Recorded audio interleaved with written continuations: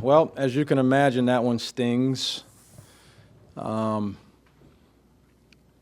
You played the body of work of the game was exactly what it needed to be to win. And then there's some plays that you just can't make down the stretch. Just some what would seem to be garden variety plays made much more difficult by not only the people that are out there defending you, but also the gravity of the situation.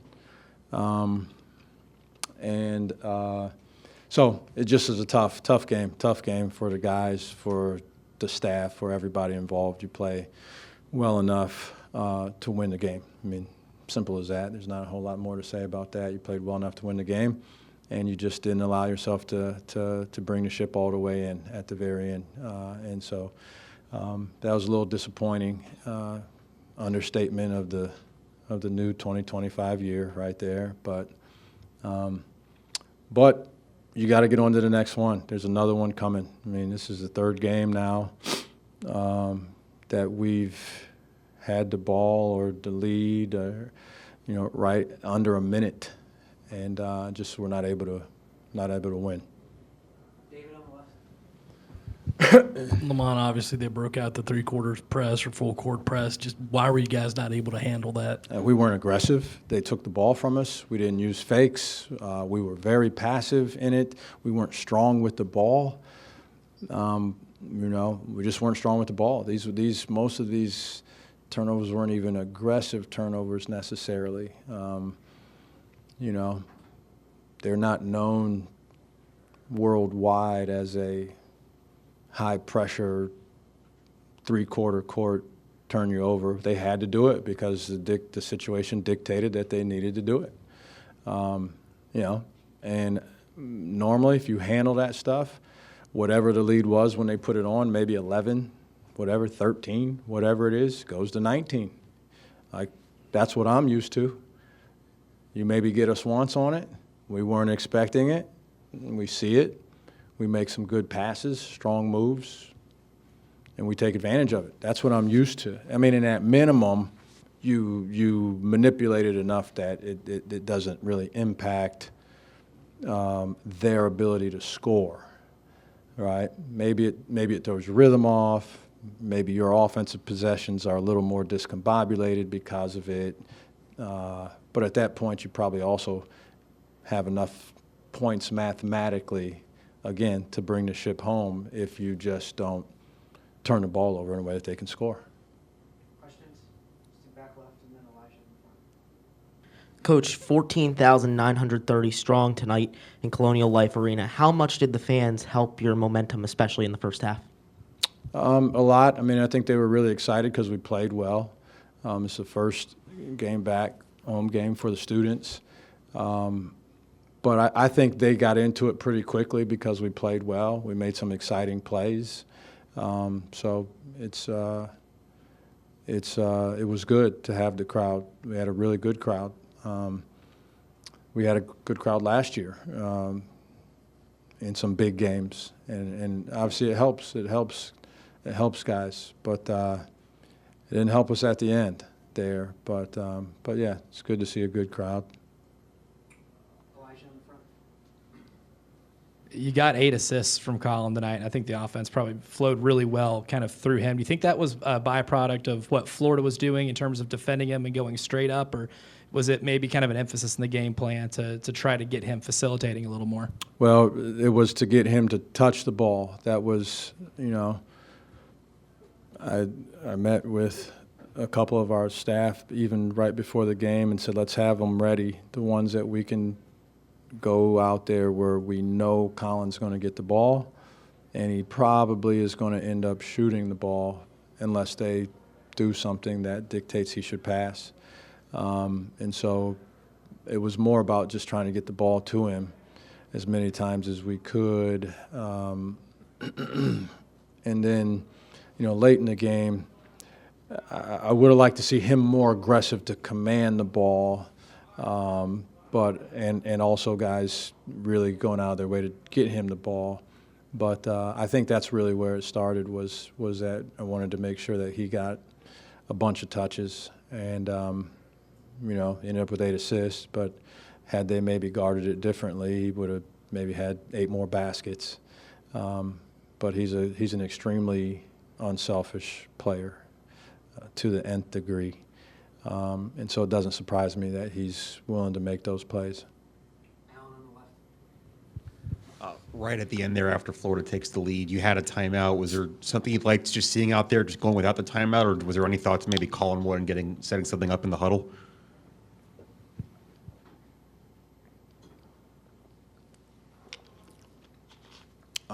Yeah. There's a lot of learning that takes place in these games and in these situations, and you learn about your guys. And typically I like to play in the broken floor.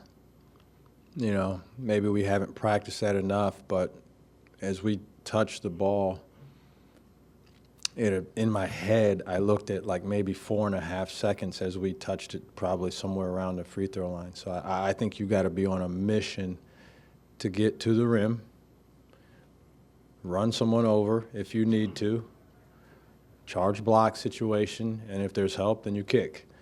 So again, it'll be a learning situation for our guys that you have to be more aggressive there. I think it's hard to slow down and play for a pull-up shot in that situation. I think you got to try to probably, especially in a 1-point game, put the whistle in or the onus in the referee's hands. But also me. I mean, I've coached a lot of teams. I've been around a lot of good teams. I typically like to play in a broken floor. Typically, I don't want them to make substitutions necessarily. I don't want them to say, we're going to double the ball, we're going to switch everything, we're going to sub in our 7'5" guy and put him on the ball so the inbounds is difficult. We're going to play zone on this possession. There are a lot of things, and there are reasons to do it too. And oftentimes I look at the layout of what's happening on the court, and if it looks like we got a good pace to it, then I let it play out. And we didn't have a great pace to it at that point. So certainly I could have called a timeout, but in a lot of situations, I've been in a lot of situations, and we haven't called timeouts, particularly if you can't get the ball to half court expeditiously enough that you can have that timeout with the ball at midcourt with at least 3 seconds. You're going to probably want at least 3 seconds. Phil in the back middle. And John. Thank you. You mentioned the problems against their pressure. Did you get the ball where you wanted it to be against their press, or did it end up just in the wrong hands at the wrong time with guys who are just not comfortable in that situation? I don't know how to answer that, to be honest with you. We got the ball inbounds. That was step number one. We got the ball inbounds to perimeter players. I think that's probably how you're going to draw it up. I don't know. I mean, we have to handle it better. There's just not a lot of ways to say it. You got to handle it better. I mean, we've played basketball since how long? And you have to be able to handle some pressure. And I'll look at it again. Maybe we should have, based on our turnovers in some other games, spent even more time working on that. But we do some drills where we're in traps and we're outnumbered, and we got one guy that only traps. So it's 5-on-5, and anytime a guy gets the ball, he's getting trapped by another guy every single time. And we're working on pivoting strong and being strong with the ball and stepping through and coming back to meet the ball. And I mean, we've done that drill a bunch. But it's the game. It's the game time. You got to play.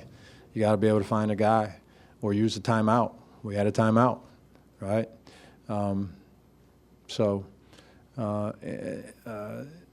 just got to handle it better. John on the right. Two for you real quick. First, do you have a chance to get Jamari back this weekend? Do we? He worked out. And did some things at the shoot-around today and at practice yesterday. So, yeah, there's a chance. I don't know. Some of it will depend on how he's responding tomorrow, what tomorrow looks like. And then he'll probably do some more things tomorrow if there was a good response, some higher volume stuff. And then that'll be the true test to see how does the knee respond. Is there inflammation? Does he have pain? And then we'll make a decision from there. But certainly there's a chance. Yeah, and 12 is still a long way to go in the league, but 6 is, a third of the way. Do you, given the makeup of this team and what you know about them, do you worry that the losses are going to kind of weigh on them and carry it forward, or do you feel like that this team is mature enough to put it behind them and get forward to the next game? Yeah, certainly I worry about that. And I think every coach would acknowledge that. I've heard it from a variety of coaches that you have to be able to do that no matter who you think you are, right? Okay, so we haven't won a game yet, but there's someone else out there that's, let's say Florida, right, who was ranked number 5, and you should have won the game. Let's say Auburn, who was ranked number 2, looking forward to being number 1, and we should have won the game. They also would have to say, hey, we got to put that behind us and get on to the next game because you're going to play a really good team in the next game. So I think certainly you worry about it because kids' confidence is a little more fragile in 2025, as I've discovered. And so particularly when if you got guys that have made a couple of bad plays. Again, it's one thing if it's a pretty clean game all the way around, evenly matched, and then they throw a sky hook in from the other free throw line. It is what it is, right? But, we're going to have some guys that have to look and say, wow, if I could have just done these couple of things, we win against a top 5 team. And so that's where you worry about where a guy's confidence is because those things were ability related for the most part. So the natural tendency is to question yourself. Can I do that? The same way as if I call my favorite play 23 skidoo and it was the absolute wrong play to call, I have to question my decision in that moment, right? You just do. And so I think there'll be some of that. So, but hopefully we can just turn the page. We've been doing it. Not that we don't care. We played our tails off.